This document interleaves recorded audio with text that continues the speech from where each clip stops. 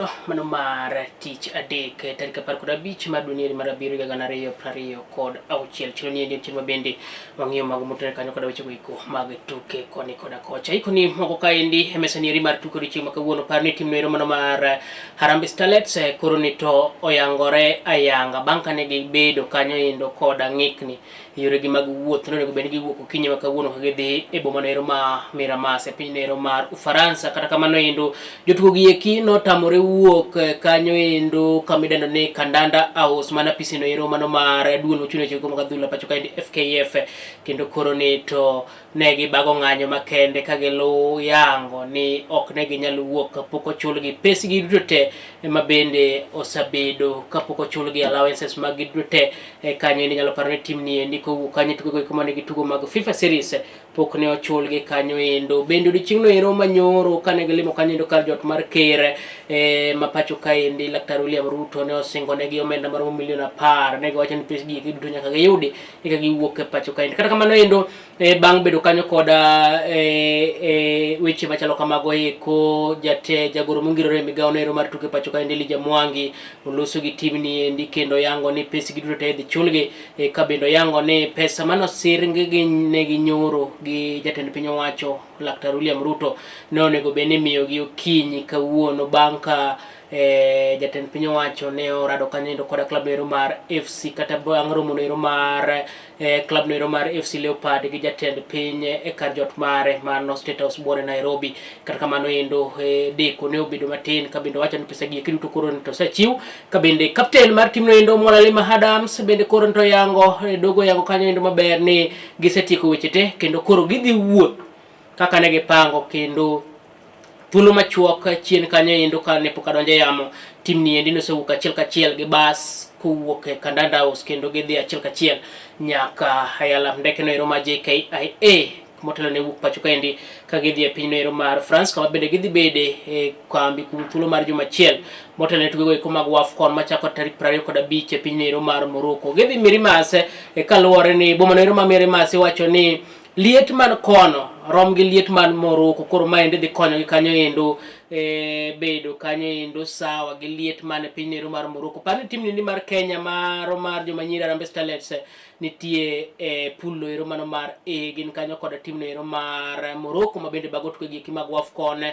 Then wan kanyo koda tim noero mar Algeria kaachiel koda Senegal kanyo endo. Koro to oseyangore ni omenda gi duto te idhi migi kanyo endo ka bende giwacho ni ka pok ochopo otieno maendi en ler mochiw kanyo koda jagoro mongirore e migawo mar tuke Elijah Mwangi ni kapok ochopo otieno ma kawuono to accounts duto te mag jotugo biro bedo full. Koro warito to dhi chalo nade. Kata kamano jotugo go koro osewuok pacho kaendi kata osewuok kendo dhi alap ndeke mano mar JKIA motelo ne wuok pacho kaendi ka gidhi e piny noero mar France. Kopogore koda mago eko weche mamoko mag tuke ma bende walo kanyo endo mana bende kotenore gi tim noero mano mar Junior Starlet final squad nosalandi nyoro ni endi motelo ne wuok pacho kaendi kanyo ne gitimo rako margi mogik kanyo endo ka bende squad noero mano land mogik oting'o jotugo go eko adek manyien ma bende koro to donjo tim ni endi ka gin jotugo go ma bende notugo kanyo endo World Cup noero mano mar under 17 mano bage 2024 e piny noero mano mar Dominican Republic. Ka bende jotugo gi eki no graduate kendo ne gidhi nyaka tim noero mar under 20 ka bende sani endi koro giyudore squad noero mano mar senior team mano mar wakeni pacho kaendi Harambee Starlets ma bende tayo kanyo koda Beldin Odemba. Jotugo gi eki otugo ng'ajo endo jatugo Elizabeth Ochaka ma bende nyalo paro ni en mane captain mar under 17 e World Cup mano tugi 2024 kata higa 2024. Elizabeth Ochaka en jabak ma bende gocho ne tim noero mano mar Police FC. Wan kanyo endo koda jatugo Marion Sirenge ma bende tugo e piny noero mar Amerika kocha chendi embe oyudore squad en jatugo maloyo. Ka bende wan koda jatugo noero mano mar Valerie Nekesa ma bende nitie gocho kanyo endo Madera Soccer Assassin kata sani endi oyangore no biro dhi e piny noero mar Spain bang' WAFCON kendo dhi tugo kono endo. Mago moko kuom jotugo adek matindo ma bende oyudore kanyo endo e squad noero mar Beldin Odemba. Wawinjo kaka ne giloso mano kane gitimo rako margi mogik nyoro.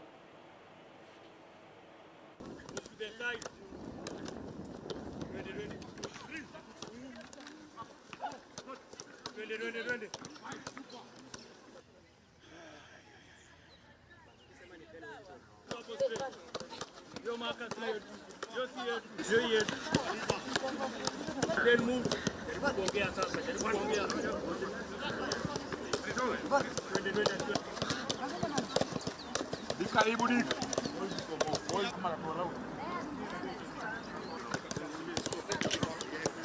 Transition imekuwa poa juu under 17 nilifurahia nikapeleka team World Cup. Nao sasa ndio hii niko hapa tena na najua naenda kupush na tutawak hard penye team ime prepare. Tutaenda hiyo nye kocha anasema tunaenda kucheza final na tuta make sure tumecheza World Cup again. We are both ladies We are not going to compete with men. So kitu itaamua hapo ni 90 minutes and we are sure with our team that we are going to perform well. Itasaidia sana wasichana kuwa tayari kimwili, physically, na pia ni time yetu ya work a lot on their mentality na kuwa make wa believe.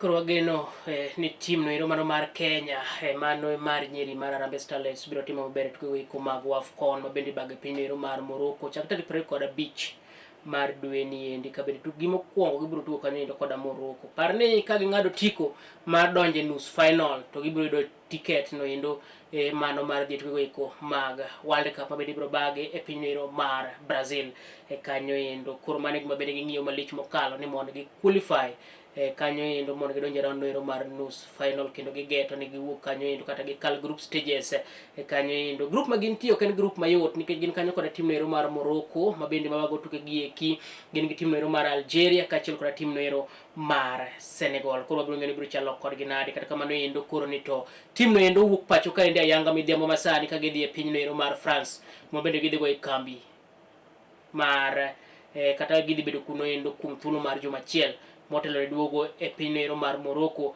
kama bende tuke gi kimag Women Africa Cup of Nations ibiro bage mano AFCON kanyo endo koro biro ngene biro chalo na team ni mabende tayo kanyo endo koda Belden Odemba makom tuko go kuma bende wa Kongo mabende ni squad no endo timo kanyo endo captain margi Mwanalima Adam Dogo wan kanyo endo bende gi Anedi Kundu mabende ja goal gin makom tuko mabende ni kanyo endo wan kanyo koda jatugo Ruth Ngosi mabende en jabak inyalo pare kinde mokalo chien kano gocho ne team no mar Viga Queens ani ogocho kanyo ende team no mar Simba Queens e piny no mar Tanzania bende wan kanyo gi jotugo machalo kanyo endo kaka Valerina Sekesa na sangisi nitie squad no endo nitie jotugo bende chalo kanyo endo kaka Lilian bende ni kanyo endo jagol koro biro ngento biro chalo kodgi nade koma chalo kobere kod kamano endo kinyi makawuondo jatend piny owacho mambacho ka ende Laktar William Ruto koro ne orumo kanyo endo koda club no ero mano mar AFC Leopards mabende nolimo kar jot mare mabuore Nairobi State House kama bende team ni endi mabende ne otingo jotugo kaachiel koda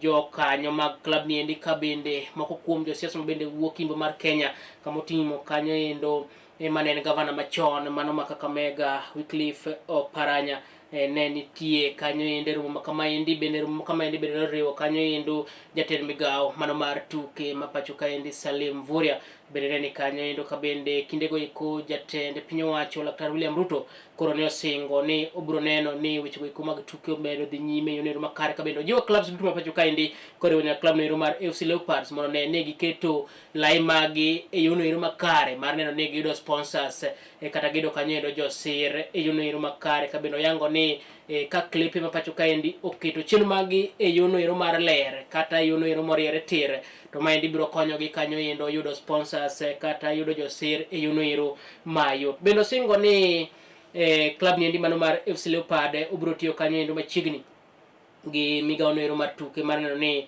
gi loso pap mabende club ni endi yango ni gin gi pap moro kanyo mabende gi kao kum thuolo mar higni 15 ka bende singo ni club pauno endo ibro ger e yono ero makare kinde go iko bende nomiyo team ni endi omenda mar milion 10 ka milion 5 nomiyo kanyo endo mondo kony genyo jotugo iko manyien maneno ni gimedo gero squad margi ne season no ero manyien kaka machielo milion 5 nen mabende koro nomiyo jotugo mano kaka yono ero mar miyo gi kanyo poch gi pak magi Ruto no chiu kanyo endo koda jatend piny owacho Laktar William Ruto ka bende kinde go bende singo no biro neno ni club ni mar FC Leopards kata klipe mapacho ka endi odhi nyime e yono ero makar wawinjo kaka weche ne chalo e kinde gi eki mar romo makamaendi.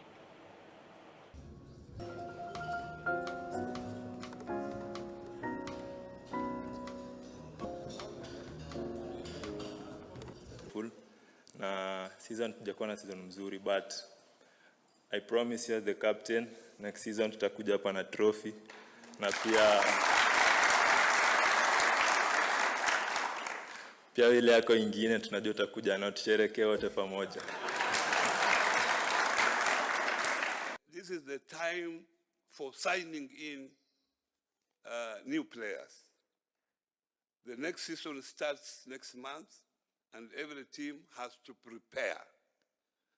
So they needed support to sign in new players so that next season is a formidable team. Secondly, they requested that they need a sponsor, an extra sponsor. They have a sponsor, but because of the commitment of the sponsor, the sponsorship is not adequate. And they have the women's team, the ladies team, they have the youth team that they are required to maintain through the season. So because of that, they have a huge shortfall that we cannot help them. AFC Leopards, and indeed every football club in Kenya, to think beyond the 90 minutes. Build stronger academies, invest in your brand, deepen commercial partnerships, and strengthen governance. Sijui kama mnanielewa.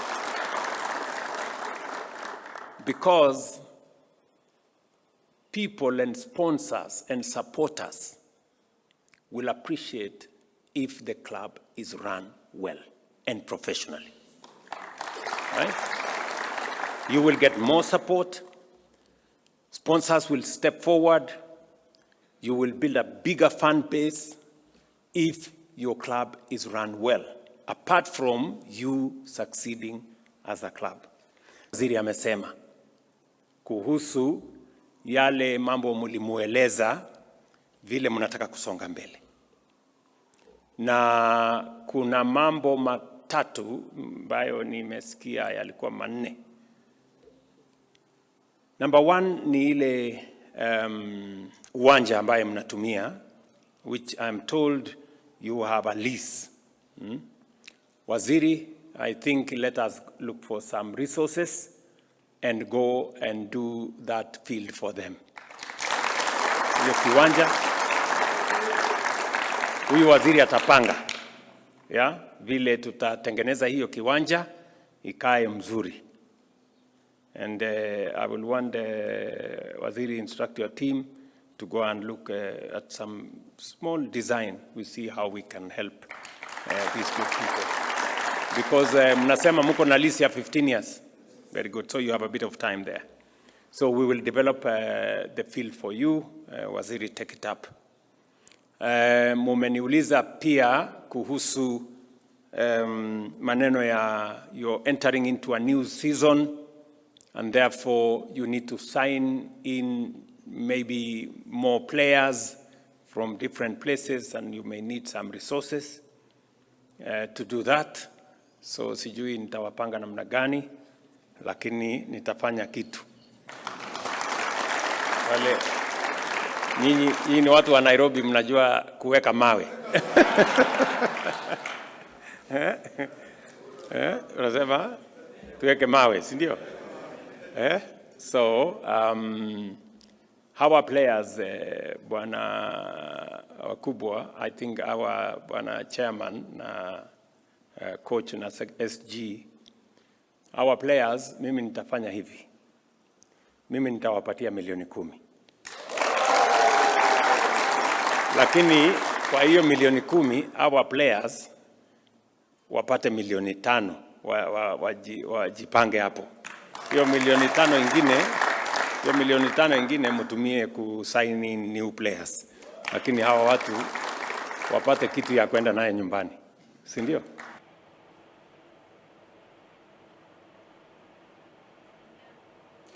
Yes, kinde go iko mar romo ni endi mabende ne obago club no ero mano mar FC Leopard jatend piny owacho Laktar William Ruto bende koro ni odok kendo ne chenro mare mano mar gero pacho ka endi kama endi oyango ni en yorno ero mar neno ni obero weche go iko mag tuke to tuke kende kendo bende neno ni oting'o malo yudhe pacho ka endi magi no ilango kata kama bende no lando ka bende oyango ni most kata mana pewe mibiro ger pacho ka endi thoth gi biro bedo kanyo endo koda chenro moko mopogore kanyo koda weche go iko mag tugo ka bende wacho ni kuonde go iko mag gym kuonde go iko mag ICT ka bende wacho ni pewe maka magi endi bende biro neno ni thoth gi biro bedo gi otende kama magi endi kibende no yango ahinya nyaka bende no losi alap tuke nero mano mar Talanta Raila Odinga Stadium mabende gero bore Nairobi kacha chaindi kaka yonero mar ikruok ne tugo iko mag WAFCON bende kinde go iko Salim Mvurya bende yango ni biro dhi nyime ge bero weche go iko mag Talanta pacho ka indi ka bende wach no mano mar chike go iko mag tayo kata magayo weche go iko mag tuke bende wacho ni en gino ma bende ging'iyo kaka yonero mar gero kata bero ngima jotugo pacho ka onye kano losi weche gi eki.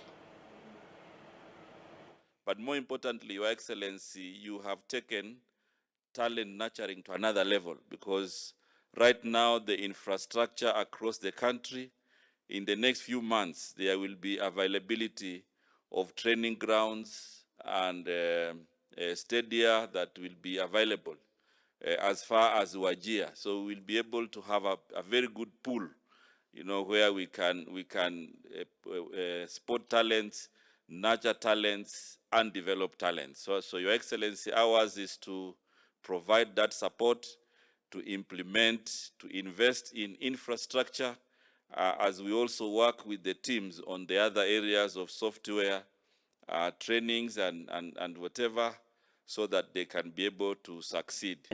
To create an environment in which Kenyan sport can realize its full economic potential. That is why we are investing simultaneously in infrastructure and in talent. The Raila Odinga Talanta Stadium is nearing completion, while modern stadia are rising across Kenya, not only as venues for competition, but also as centers of enterprise, innovation, and community development. At the same time, we are strengthening the talent pipeline. And before I go there, we will not only have a pitch, and Minister Mvurya has said, Talanta Raila Odinga Stadium is a football-only stadium. The first football-only stadium. There is no running track there. But then behind it, we're going to have many other facilities. We're going to have a gym. We're going to have many other commercial spaces that is going to support the sports economy. And we are not only doing that in the stadium at Raila Odinga Talanta Stadium. We are going to be doing it in every stadium around Kenya. It is not going to be just a place for competition. There will be built into the stadium meeting rooms, commercial spaces, restaurants, ICT hubs, and many other creative economy spaces, studios for young people around the stadium, so that the stadium is not just a place for competition, it is going to be a place for youth empowerment, for the creative economy, for commercial activity, and to promote enterprise. We are strengthening the talent pipeline through schools and counties and the Kenya Academy of Sports. Great sporting nations do not simply build facilities. They build people. Talent exists in every village, and our responsibility is to ensure opportunity reaches every village as well. Creating that future also requires stronger institutions. The next chapter of Kenyan football will be written by clubs, investors, sponsors, broadcasters, counties, and supporters working together. That is why we are reviewing the Sports Act to modernize governance, strengthen commercialization, and improve athlete welfare.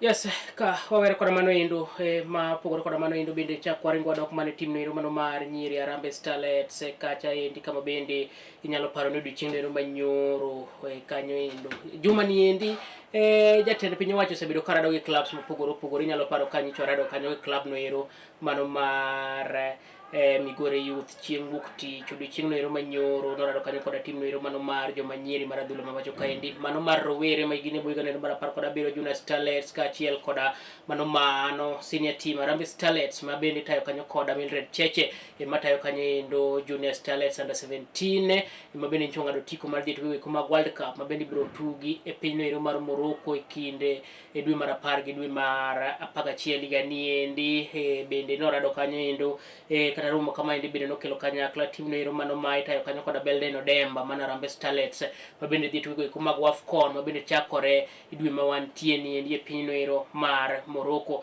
kanyo endo e kinde go eko coaches mag timbe ariyo gi eki mano Junior Starlets kaachiel koda Harambee Starlets mano Belden Odemba kaachiel koda Mildred Cheche koro nowuok oko kendo koro to koja jatend piny owacho mondo mi ong'iyane yore gi ego eko mag tich ka beno yango ni nyaka gi sani endi kaka nyadendi Mildred Cheche yango ni inyalo paro ni 2024 notero tim no ero mar Junior Starlets tugo eko mag World Cup mano bage e piny no ero mar Dominican Republic.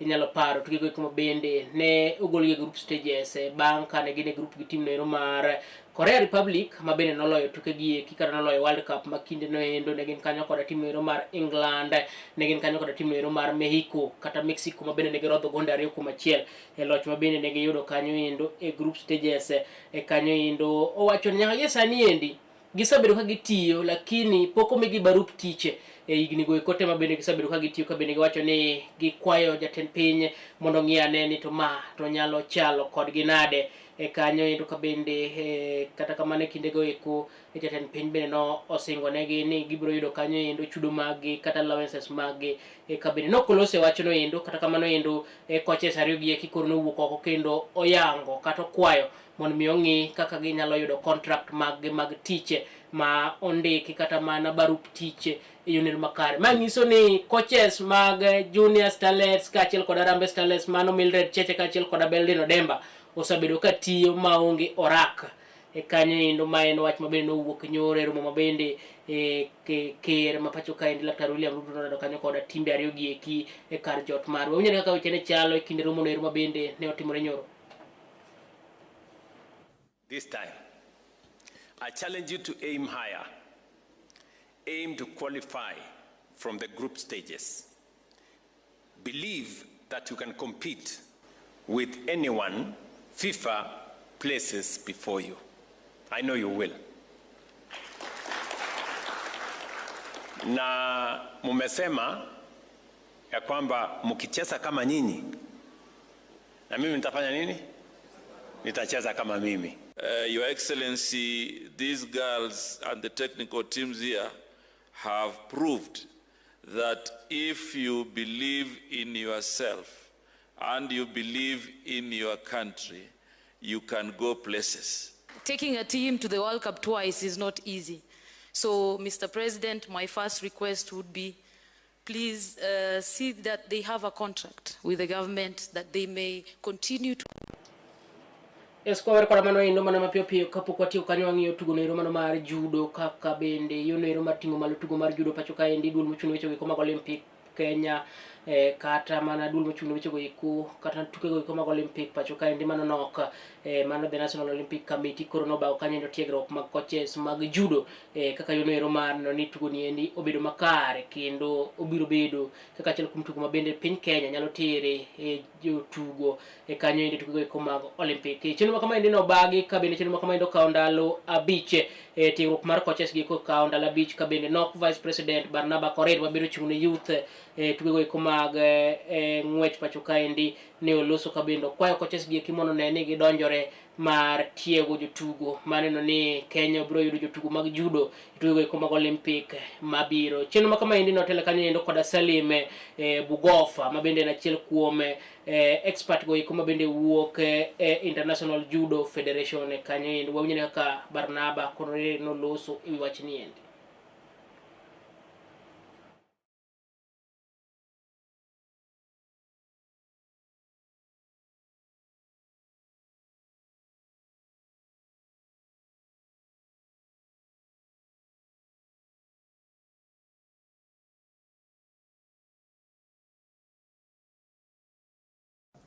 You are the heartbeat of this initiative. The knowledge and skills you have acquired here are not just for personal growth, but for the benefit of your clubs, universities, schools, and communities. You now carry the responsibility of shaping the next generation of judokas, instilling discipline, respect, and resilience in every athlete that you mentor. Yes, aunga mang'eny janeno mar Kala TV bedo gi midhiamo makare kata kamano pare tugo eko mag World Cup dhi nyime. Nus final mokwongo notug nyoro saa 4 France ne gocho gi tim noero mar Spain ne girodho Spain kata Spain norodho France gonda 2-0 Spain norodho France gonda 2-0 koro jok manche wacho ni Mbappe the GOAT koro the GOAT odong the GOAT achiel koro yangore ni the GOAT nyaka gi sani en the GOAT achiel ma en Lionel Messi kata kamano endo otieno ma kawuono ka wang'oromo saa 4 club no endo kata mana piny no endo mar England biro rakore gi piny no endo mar Argentina nus final machielo mwadhi ng'iyo ni to ng'ama berado gi Spain e final mar World Cup korka kora ananeno ni England chopo e final. England aneno ka dhiga Argentina kawuono ni endi mano mana pacha then bang'e chieng' final aneno ka England dhi ting'o okombe no ero mar World Cup 2026 okane ka Spain dhi kawe aneno ni kawuono England golo Argentina gidhi rado gi Spain mano sang'ado tiko madonje final then ng'ama kawo World Cup korka kora aneno ka England kawo kombe ni eri mar World Cup. Janeno mar Kala TV bedo gi otieno kata bedo gi midhiamo neno makare oriti masani mane tayi e chino ni eri mano mar chal mar pewe lungane Fred Mayaka.